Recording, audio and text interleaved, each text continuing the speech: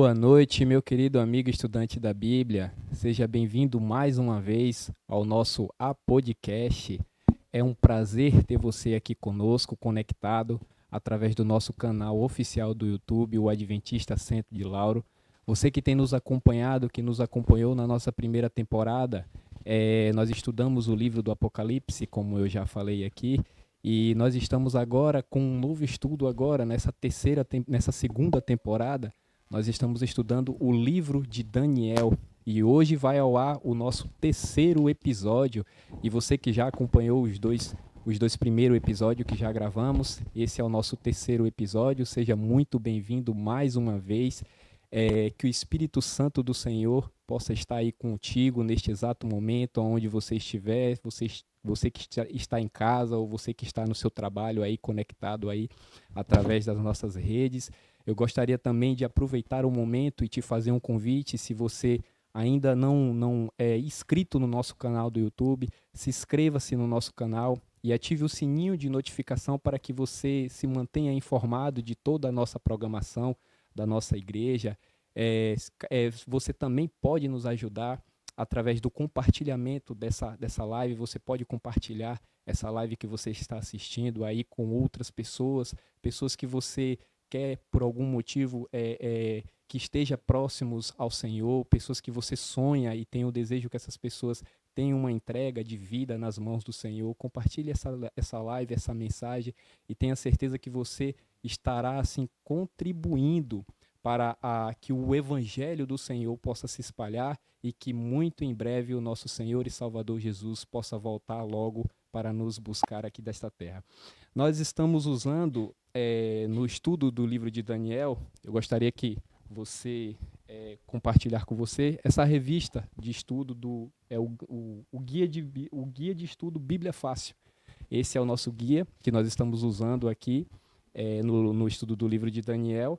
E durante a nossa transmissão, nós deixaremos um link disponível, caso você tenha interesse em estudar juntamente conosco. Você clica nesse link que você estará por dentro de todo o conteúdo. Caso você também queira um guia desse físico, você pode estar procurando a mim aqui na Igreja Adventista Lauro, e você também pode estar procurando também o Edson Bentes, que faz parte aqui juntamente comigo e que está aqui compartilhando do estudo da palavra do Senhor. Gostaria de aproveitar o momento, né, e vamos dar início ao estudo do livro de Daniel. E eu gostaria de apresentar mais uma vez ele que está aqui comigo, que está fazendo parte dessa segunda temporada do Apodcast, o meu amigo Edson Bentes, mais conhecido como Bentes. Boa noite, Bentes. Seja bem-vindo, meu amigo. Boa noite, Marlon. Boa noite para você que está em casa. É uma alegria poder estar aqui com vocês, estudando a palavra de Deus, estudando esse livro que é maravilhoso e tem muitas bênçãos para nós. No estudo passado, a gente estudou ali, né, sobre a opressão que os jovens fiéis a Deus ali sofreram e sofrem aí durante esse período da história. E ainda nos dias de hoje a gente vê esse conflito espiritual acontecendo. E hoje a gente vai continuar o estudo. Hoje é um assunto muito interessante, um assunto sobre profecia no livro de Daniel, a primeira profecia ali que a gente vai ver no livro de Daniel, entre outras aí que a gente verá durante o estudo. Mas como eu sempre faço, como sempre fazemos aqui, vamos pedir direção primeiro ao Espírito Santo. Convido você que está em casa a fechar seus olhos e falarmos juntos com o nosso Pai Celeste. Oremos. Santo e querido Deus, obrigado, Pai, pela oportunidade de buscarmos o Senhor, de estudarmos a Tua Palavra, que o Senhor esteja no controle de tudo e que a gente possa entender que não conseguimos entender se não for com a Tua sabedoria, com o Teu direcionamento, e que o estudo de hoje mais uma vez venha tocar em nossos corações e então possamos aqui aprender muito sobre o Teu querer para as nossas vidas. É o que nós te pedimos e te agradecemos em nome de Jesus. Amém. Quem nunca, né, Marlon? Quem nunca teve vontade de viajar no tempo? Eu lembro que quando eu era criança, eu assisti um filme, não sei se você já assistiu, você é mais novo do que eu, mas um filme que tinha a viagem ao futuro, a viagem ao passado em um carro que voava. Lembro muito bem desse filme. É da minha época. É da sua época, né? E eu lembro que a gente sonhava em poder ter um carro daquele também, viajar no tempo, viajar no futuro, viajar ao futuro. E como seria bom poder ter essa experiência, né? E eu acredito que se a gente tivesse essa oportunidade, a gente mudaria muitas coisas, tanto ao passado quanto ao futuro. E hoje a gente vai estudar sobre uma visão que o rei Nabucodonosor teve, viajou ali ao futuro No tempo. e teve revelações surpreendentes do que aconteceria, e a gente vai ver hoje mais uma vez que Deus está no controle de tudo. Não é isso, Marlon?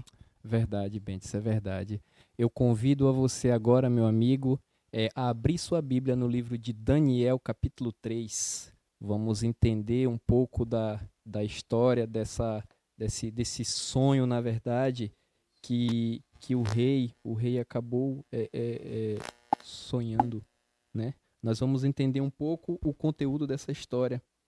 E eu gostaria de que você abrisse sua Bíblia no livro de Daniel, capítulo 2. Capítulo 2, a partir do versículo 1 em diante, nós vamos tentar entender o que significa esse sonho, porque esse sonho ele traz revelações, como o Bentes falou para nós, né? Então, nós vamos tentar entender o que quer dizer, qual o significado desse sonho e o que ele faz sentido nas nossas vidas de hoje. Vamos tentar entender. Diz assim a palavra do Senhor no versículo 1.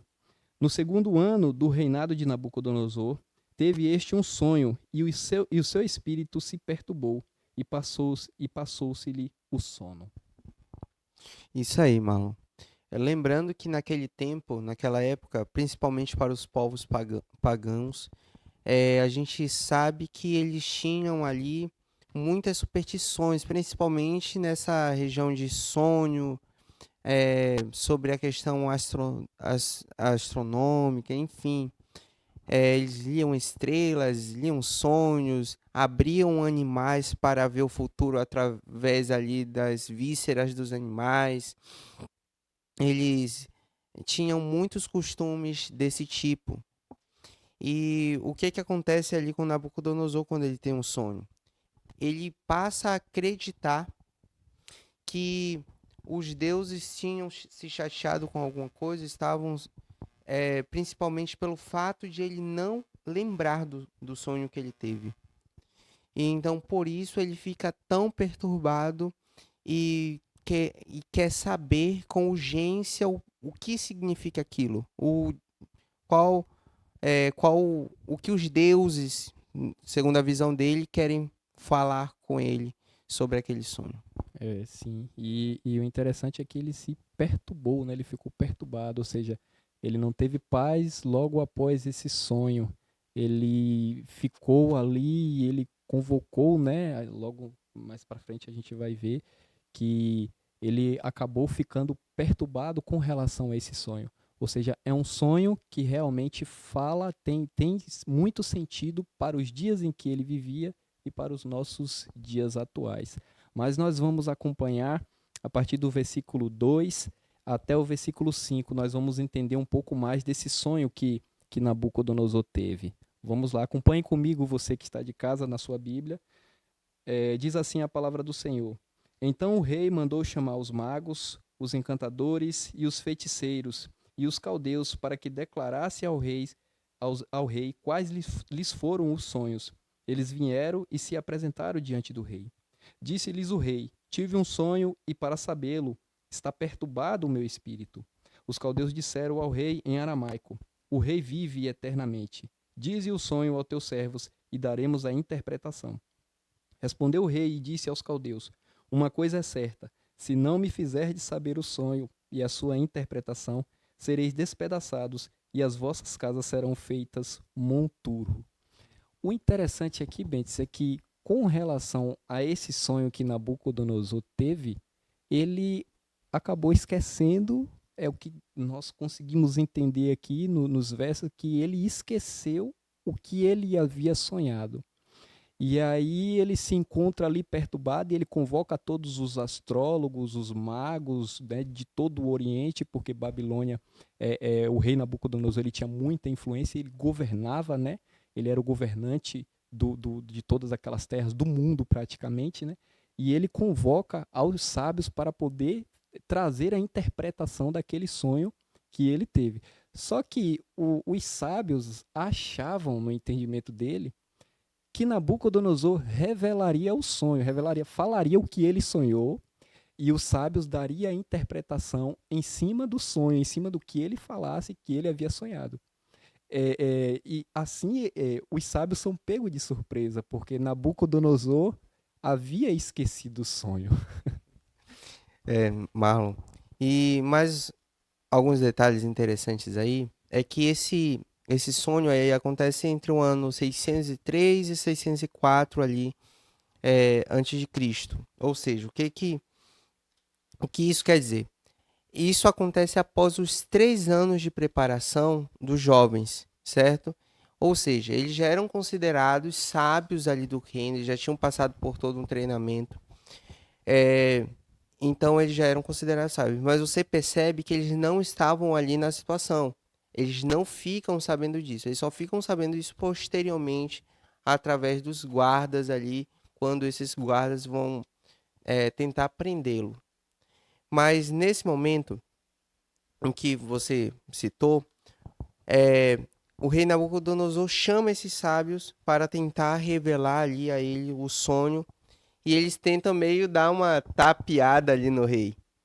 Só que eles perguntam: rei, com que o senhor sonhou? Nos dizes com que o senhor sonhou, e a gente dará uma revelação ao senhor. Mas, como a gente já leu aqui, como o Marlon já citou, o rei tinha esquecido do que ele tinha sonhado, então não tinha como esses sábios também darem essa revelação, e eles são obrigados a admitir. E eles acabam falando: rei, nós, como seres humanos, nós não podemos interpretar esse sonho. Somente os deuses, e eles não estão com a gente, eles não moram entre a gente. Então, é isso que acontece ali naquele contexto. Que é citado, né, a partir dos versos 10 e 11, né, que ele cita aqui, né. Vamos acompanhe você conosco também, o versículo 10 e o versículo 11, diz assim a palavra do Senhor: Responderam os caldeus na presença do rei, e disseram: Não há mortal sobre a terra que possa revelar o que o rei exige, pois jamais houve rei, por grande e poderoso que tivesse sido, o que exigisse semelhante coisa de algum mago, encantador ou caldeu. A coisa que o rei exige é difícil, e ninguém há que possa revelar diante do rei, senão os deuses, e estes não moram com os homens. Versículo 12. Então o rei muito se irou e enfureceu-se, e ordenou que matassem a todos os sábios da Babilônia. Interessante, né, Bentes? Essa é a reação de Nabucodonosor, né? Ele queria, de qualquer maneira, que aqueles sábios trouxessem a interpretação daquele sonho que ele tinha sonhado, e os sábios, né, eles usam uma desculpa, na verdade, né, porque nós sabemos que não existem, né, outros deuses, né, só existe um único Deus. E Babilônia era um povo pagão que cultuavam vários deuses, né. Entre eles nós podemos citar Marduk, né, como já citamos aqui no estudo passado. Marduk era o deus, né, eles tinham vários deuses e vários templos em Babilônia. Mas Marduk era o deus que eles idolatravam, né? Então, os sábios eles dão essa desculpa, que os deuses não tinham a interpretação para poder dar a eles, e aí, na verdade, eles tentam, de alguma maneira, enrolar Nabucodonosor. Mas Nabucodonosor, nós conhecemos que o caráter de Nabucodonosor, ele era um pouquinho desagradável, né? Ele era o tipo de rei que qualquer coisa, se ele não... Explosivo. Se ele não gostasse da sua atitude, ele mandava matar, né, a pessoa, mandava exterminar, ele não estava nem aí com as circunstâncias. Porque naquela época ele mandava, ele tinha muita influência, era um poderoso rei, né? Sim, a gente consegue ver que eles acreditavam fielmente que os sábios eram preparados e eles conseguiriam interpretar qualquer sonho. Eles tinham livros específicos, Marlon, que davam, por exemplo, o sonhar com boi significa tal coisa, sonhar com isso, sonhar com aquilo. Eu acredito que você já deve ter visto muita gente falar por aí, por exemplo, sonhar com dente é sinal de morte. Muita gente ainda guardam algumas superstições do tipo. E a gente pode ver isso quando a gente volta um pouquinho, por exemplo, na Bíblia, é, o como funcionava isso quando, por exemplo, Moisés chega à presença do rei egípcio ali e Moisés, através do poder de Deus, faz é, algumas as pragas, enfim. Os magos, o rei egípcio quase obriga os seus servos a fazerem as mesmas coisas ali e muitas delas eles não conseguiram. Então funcionava dessa forma com os povos pagãos, não diferente ali no tempo de Nabucodonosor, e por isso esse decreto de morte, porque se os sábios não conseguiram interpretar, então isso significava que eles não eram o suficiente para o trabalho. Nós sabemos que os sábios eles não tiveram a interpretação, mas por conta do decreto do rei e Daniel, né, ele fazia parte da corte do rei ali e aquele decreto de morte para todos os sábios e aqueles que não tivesse desvendado o sonho do rei estariam sob pena de morte. Então Daniel estava no meio também ali, né, quando houve o decreto do rei, né, que matasse todos os sábios. E o interessante é que Daniel vê toda aquela agitação, ele procura saber o que estava acontecendo, né? Por que daquele decreto do rei, por que estava acontecendo essas coisas. Mas nós vamos ver isso, qual foi a reação de Daniel, a partir do versículo 19 e 23. Nós vamos entender que aí Daniel ele passa a entrar e a fazer parte da história. Vamos ler aí os versos 19 e 23. Vamos ver o que é que diz a palavra do Senhor. Você que está em casa, acompanhe conosco os versos 19. Então foi revelado o mistério a Daniel numa visão de noite. Daniel bendisse o Deus do céu e disse Daniel, seja bendito o nome de Deus e de eternidade a eternidade, porque dele é a sabedoria e o poder. Como nós podemos entender a entrada de Daniel aqui no contexto, Bentes? Ok. Como ele entra e começa a fazer parte desse contexto e ele tem essa interpretação logo em seguida. Certo. Como eu falei anteriormente, ele não sabia dessa situação, certo? Ele fica sabendo posteriormente quando os guardas vão prendê-lo ali e então ele pergunta o porquê, o que é que está acontecendo e ao saber, Marlon, ele toma uma atitude que todos nós deveríamos tomar ao passar por momentos difíceis. Ele ora, e ele não ora sozinho, ele convida os seus amigos para orarem com ele em prol dessa situação. É interessante que nesse trecho em que você leu, Marlon, ele glorifica o nome de Deus. Anteriormente a gente viu que os sábios babilônicos tinham dito que somente os deuses poderiam revelar aquele sonho. E esses não moravam com ele. Só que tinha um detalhe. Ali tinha alguém, o servo do Rei Altíssimo, Que estava ali presente. que tem um Deus que é presente com a gente. E então Daniel mostra que esse Deus existe, que esse Deus é todo poderoso e que esse Deus é capaz sim de revelar sonhos. Como já vemos aqui, Deus ele revelou o sonho a Daniel, o sonho de Nabucodonosor, e Daniel glorificou ao nome do Senhor, né? Mas nós vamos entender, através da revelação que Deus deu para Daniel, o significado desse sonho, o que o rei havia sonhado e as características desse sonho. Eu convido a você a ler comigo os versos 31 e 33. Diz assim a palavra do Senhor, verso 31 ao 33. Tu, ó rei, estavas vendo, e eis aqui uma grande estátua, esta que era imensa e de extraordinário esplendor. Estava em pé diante de ti, e a sua aparência era terrível. A cabeça era de fino ouro, e o peito e os braços de prata, o ventre e os quadris de bronze, e as pernas de ferro, os pés e parte de ferro em parte de barro. Aqui nós temos o sonho revelado para Daniel, né? Deus revelou, Daniel orou, como você falou. Daniel, ele tinha uma vida de oração, ele tinha uma vida de comunhão com Deus, né? Daniel, ele suplicou pelas misericórdias divinas e Deus, ele revelou esse sonho, o sonho que Nabucodonosor havia sonhado. E Deus aqui, ele traz as características desse sonho. Nós entendemos aqui no texto, fala de uma estátua, né? E ela tem esses símbolos e essas características. O que significa essa estátua e essas características citadas aqui Bem, nesses Marlon, versos? a Bíblia ela deixa bem clara quando vai no primeiro texto que a gente lê aí, falando sobre o sonho, em que ele diz assim, ó Nabucodonosor, a cabeça de ouro, ela simboliza o seu reino.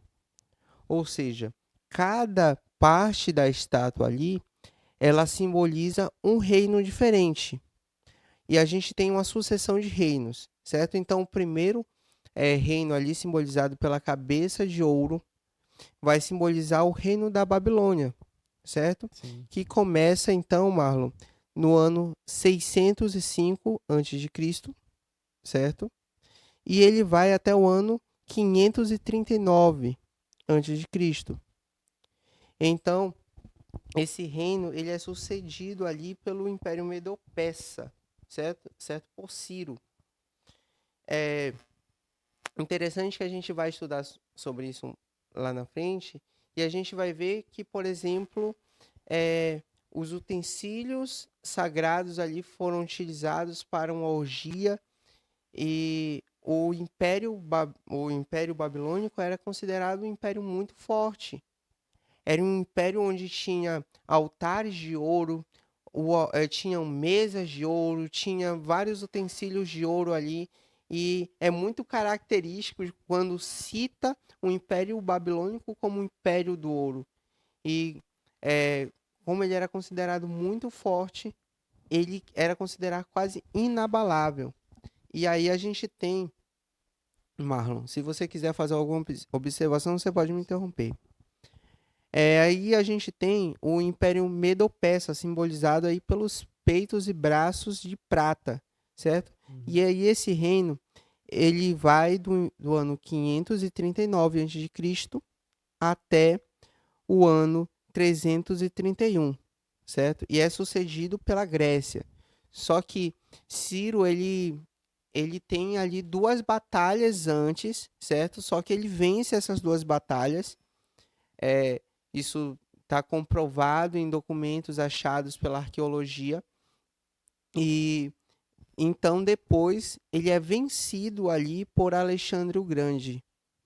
É interessante que quando a gente lê sobre esse império grego, a gente vai ver que ele foi dividido, Marlon, em 4 partes, certo? Que simbolizam ali os 4 generais, que a gente também vai estudar isso com mais detalhe um pouco mais para frente, mas dando um certo spoiler, como o pessoal gosta de falar, ele é dividido em 4 partes, certo? Uhum. Um general, que é o Ptolomeu, ele fica ali com a região do Egito, certo? Que era uma dos territórios ali tomados pela Grécia.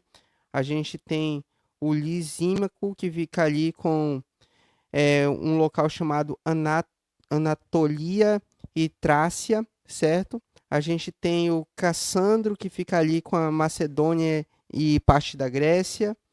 E a gente tem o Suleuco, que também fica ali com a Mesopotâmia e outra parte da Grécia. Então, a gente vê que as profecias bíblicas, Marlon, elas são precisas, certo? A gente vai ver mais detalhes, como eu falei um pouco mais para frente, mas e aí a gente tem o Império Romano, simbolizado ali pelas pernas de ferro e também pelos pés, que é parte ferro e metade e parte barro, certo? É citado aí na profecia como um império tão duro que destruía todos por onde passava, certo? a gente tem um simbolismo também no pé. Nada na Bíblia, eu costumo dizer que nada na Bíblia é por acaso. São os 10 dedos, que justamente simboliza essa divisão do Império Romano ali, que mais tarde viria a se tornar a Europa, através da vitória ali das 10 tribos bárbaras. A gente tem, por exemplo, um autor que vai citar 8 dessas tribos e a narrativa de como foi vergonhosa a vitória dessas tribos sobre Roma, por exemplo. Sim, sim. E além de tudo, né, essas são as características do sonho, né? Esse é o sonho revelado de Nabucodonosor, que Daniel interpretou através da revelação divina, mas nos versos 34 e 35, diz que uma pedra que veio sem o auxílio de mãos atingiu essa estátua, né? Nós vamos acompanhar o que diz o verso 34 e o 35, diz assim a palavra do Senhor. Quando estavas olhando, uma pedra foi cortada sem auxílio de mãos, e feriu a estátua nos pés de ferro e de barro, e os esmiuçou. Então foi juntamente esmiuçado o ferro, o barro, o bronze, a prata e o ouro, e os quais se fizeram como a palha das eiras no estio, e o vento os levou, e deles não se viram mais vestígios. Mas a pedra que feriu a estátua se tornou em grande montanha que encheu toda a terra. Como você já citou, as datas dos acontecimentos, de o que simbolizava cada parte dessa estátua, né? Nós entendemos que são reinos que dominariam, né, depois de Babilônia. A cabeça de ouro representa a Babilônia, que era quem estava no poder naquela época.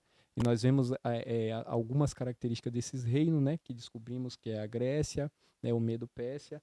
Mas aqui existe essa pedra, que ela vem, né, do céu sem um auxílio de mãos, e ela acaba atingindo essa estátua, e aí ela destrói essa estátua, né, e esmiuça, né, como o versículo diz, e aí se espalha por toda a terra. Após a pedra atingir a estátua, a pedra ela ganha forma, né, e ela toma toda a terra. O que nós podemos entender com, com, com o sentido dessa pedra ser cortada sem um auxílio de mãos? Como a gente pode interpretar esse sonho, esse final desse sonho? Certo, Marlon. A gente tem que lembrar que é, o Império, Jesus, por exemplo, morreu, certo, sobre o Império ali romano, certo? O Império Romano ele foi até depois, né, de Jesus ali, cerca de 476 anos. A gente ainda tinha esse império, Jesus já nasceu ali sobre o o domínio do domínio Império do Império Romano Romano, ali. certo? E a gente tem essa profecia e a gente entende então que não era ali para a época de Jesus, não era ali para a época de Daniel, que era uma profecia para o tempo do fim. Daniel é um livro apocalíptico, a gente tem que sempre lembrar isso, e que vem trazendo a história, não só a história antiga, mas até a volta de Jesus. E a Bíblia, ela faz várias referências sobre Cristo ser essa rocha, Cristo ser essa pedra, como cita o livro de Daniel. É uma pedra que traz renovo, uma pedra que traz é, que, que traz um novo reinado. Porque assim, Marlon, a gente falou aí sobre 4 impérios. 4 impérios humanos que tiveram suas debilidades, se achavam o máximo, se achavam-se os imbatíveis, tinham conquistado vários territórios, mas em cada tempo vê-se que esses impérios eles vão se enfraquecendo até o ponto de serem vencidos por alguém. Mas o reino de Cristo, ele não pode ser mais vencido. Quando Jesus volta então e renova essa terra, então agora a gente tem um império eterno, um império, um reino, um poder ali que não tem mais um oponente à altura para vencê-lo. É interessante, Bentes, que a história secular ela é a melhor intérprete da profecia bíblica.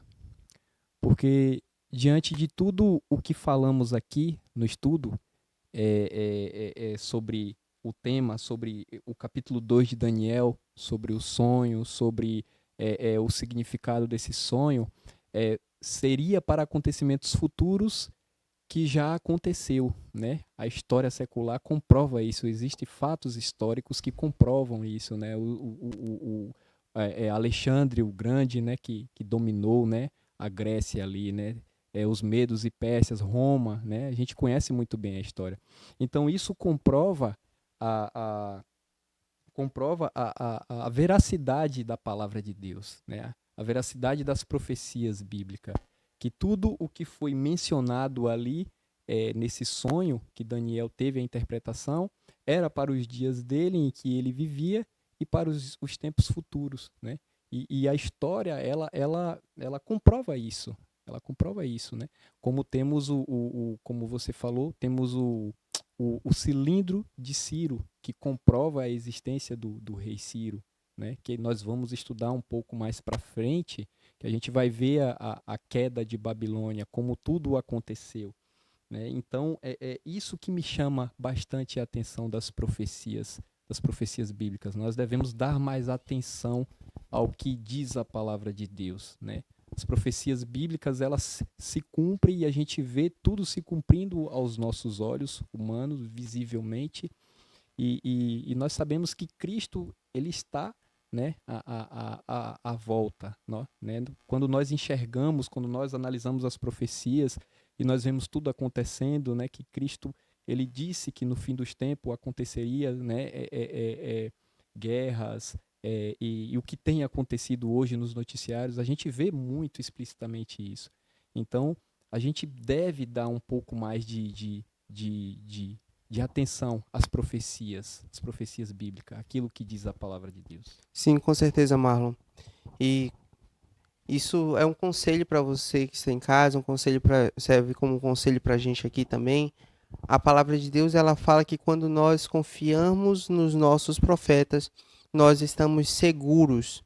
Nós temos a certeza de que Deus está no controle de tudo. A gente, por muitas vezes, a gente se pega pensando se essas profecias de fato irão acontecer ou se já aconteceram, mas somente quando a gente se joga a um estudo da Bíblia, somente quando a gente de fato se debruça sobre esse livro, que é um livro maravilhoso, que pode mudar nossas vidas, então nós conseguimos enxergar que essas coisas que aconteceram para nos mostrar que Deus, ele é um Deus de amor, que Deus, ele é um Deus que cuida da gente e que Deus é um Deus que cumpre as suas promessas. E como a Bíblia promete, esse Jesus em breve, muito em breve, voltará. Essas profecias, elas não são profecias vazias. Elas não são profecias que foram simplesmente escritas por alguém que não tinha o que fazer e por isso resolveu escrever um livro. Essas profecias, elas foram escritas como uma forma de alerta para mim, para você, e por isso nós convidamos você a estar conosco todas essas noites, porque esse livro, o livro de Daniel, ele nos mostra como Deus, ele está no controle de tudo. E são profecias tão precisas, Marlon, são profecias tão precisas que chegam a ser assustadoras. A gente vai ver isso muito bem, por exemplo, quando a gente chegar ali no capítulo 8 e no capítulo 9.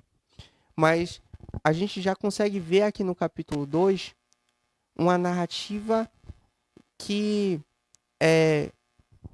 falando claramente sobre esses 4 reinos, falando claramente sobre algo que aconteceu, algo que deu certo, algo que, quem sabe, o rei Nabucodonosor nunca imaginou. Tanto é que a gente vai ver, por exemplo, sobre uma tentativa dele de esse reino dele não acabar.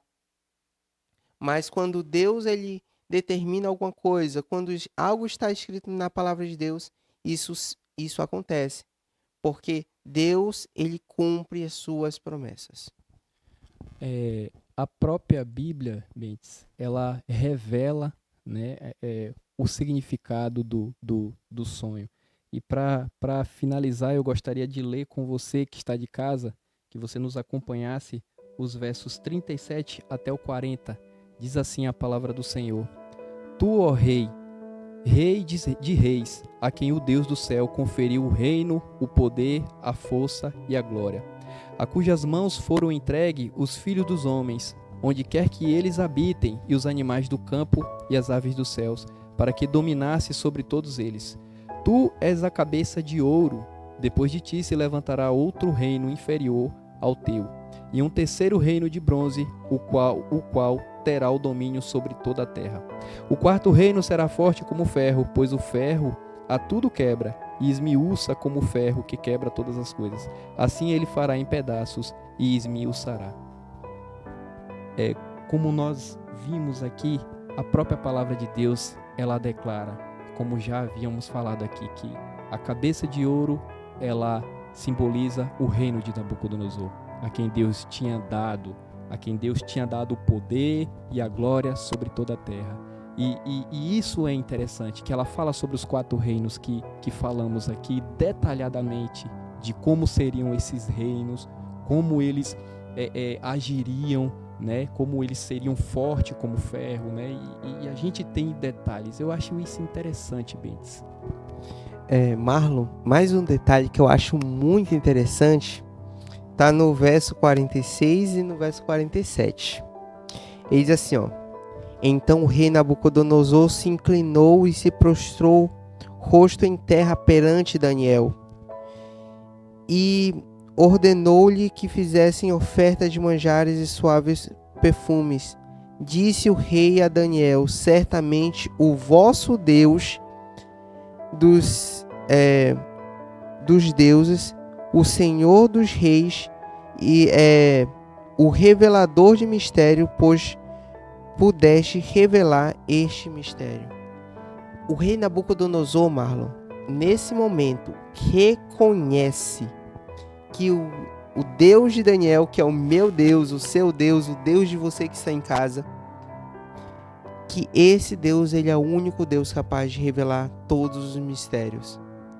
A gente volta mais um pouquinho e a gente vê um rei descrente, mas agora a gente vê um rei que renovou as suas forças agora em um Deus que é de fato um poderoso, agora em um Deus que de fato pode revelar mistérios.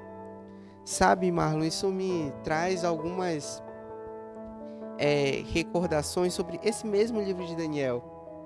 Quando Deus cita o rei Nabucodonosor lá atrás, ele diz assim, ó: E permitiu que Nabucodonosor, meu servo, tomasse a Jerusalém. E quando eu vejo essa declaração, eu vejo um Deus que tinha um plano na vida de Nabucodonosor. Um Deus que tinha um plano mesmo na vida de um rei que era pagão, mesmo na vida de um rei que, aos olhos, quem sabe, vamos trazer para os dias de hoje, aos olhos dos crentes, não tinha jeito, mas Deus, no início do livro, chama Nabucodonosor, meu servo. E agora a gente vê Nabucodonosor, um rei convertido, um rei que reconhece ali que esse Deus é o Senhor. Claro, ele assim vai ter suas quedas. Sim. Mas é um rei que vai voltar também para os braços de Jesus, vai passar pelos seus perrengues, assim como eu e você, Marlon. Eu tenho certeza que a gente tem nossos altos e baixos. Mas Deus, ele tem um plano nas nossas vidas. Deus tem um plano na vida de você que está em casa. E eu, desde já, eu gostaria de falar, olhando no fundo dos seus olhos aí, que você prestasse bastante atenção no que eu vou te dizer agora. Quem sabe você é alguém que vive uma vida longe do Senhor. Talvez você acha que não tem mais jeito para você, mas Deus, ele está no controle de tudo. Deus, ele te chama desde o ventre da sua mãe, de meu servo. Deus tem um plano para todos nós, Marlon. E Deus pode alcançar a você, pode alcançar a uma pessoa que, quem sabe, esteja em um hospital, em um presídio. O certo é, o nosso Deus, ele é um Deus capaz de tocar os nossos corações e mudar a nossa vida. Então, creia nesse Deus, busque por esse Deus, e ele está disposto a te abraçar. Amém, amém. Bentes, nós chegamos ao final do nosso programa, né? E eu gostaria de agradecer a você mais uma vez. Muito obrigado pela sua participação. Que Deus continue a te usar, que Deus continue a te abençoar, que você continue a ser esse exemplo de pessoa que você é. Que o Espírito Santo do Senhor continue a brilhar na sua vida, ainda mais. E gostaria de agradecer a você também pela sua presença. Muito obrigado por ter ficado conosco até o final da nossa programação. E gostaria também de aproveitar o finalzinho e citar você, se caso você tenha interesse em estudar mais a palavra do Senhor, durante a nossa transmissão aparecerá um QR Code. Se você tem interesse, entra nesse QR Code, você será direcionado a um instrutor bíblico e ele te dará, né, as direções certas. Feche seus olhos e ore comigo neste exato momento. Oremos ao Senhor. Santo Deus, Pai querido, nós louvamos, exaltamos e bendizemos ao Teu santo nome, Senhor. Queremos Te agradecer, Senhor, pelo estudo de hoje. Queremos Te agradecer pelo estudo da Tua santa palavra, pois aprendemos lições de aplicações para a nossa vida, Senhor, para a nossa vida espiritual, para a nossa vida, para a nossa jornada, para a nossa caminhada que temos aqui nessa terra, Senhor. O que queremos Te pedir é que o Teu Santo Espírito habite e faça morada dentro das nossas vidas, dentro da nossa casa, dentro dos nossos corações, que onde quer que esteja neste exato momento, aqueles que estão nos acompanhando do outro lado da telinha, que o Teu Santo Espírito possa estar neste exato momento indo e falando ao coração de cada uma dessas pessoas, que o Senhor possa estar sustentando, que o Senhor possa estar suprindo as necessidades e os fortalecendo, pois nós sabemos que nós enfrentamos muitas lutas, muitas batalhas neste mundo, mas o que nós Te pedimos e Te suplicamos é que o Senhor nos abençoe, que o Senhor nos fortaleça, que o Senhor nos ajude a ser mais do que vencedores nesta terra que vivemos, Senhor. Que o Senhor nos ajude na preparação, que o Senhor nos prepare, Senhor, para muito em breve estarmos com o Senhor nas nuvens, que o Senhor nos prepare para a Tua breve volta, Pai. Que nós não nos apeguemos às coisas materiais deste mundo, mas o que nós colocarmos dentro dos nossos corações seja buscar ao Teu reino a todo momento. Permanece conosco, nos ajuda, esteja conosco a todo tempo. É o que Te pedimos e já Te rogamos em nome de Jesus. Amém.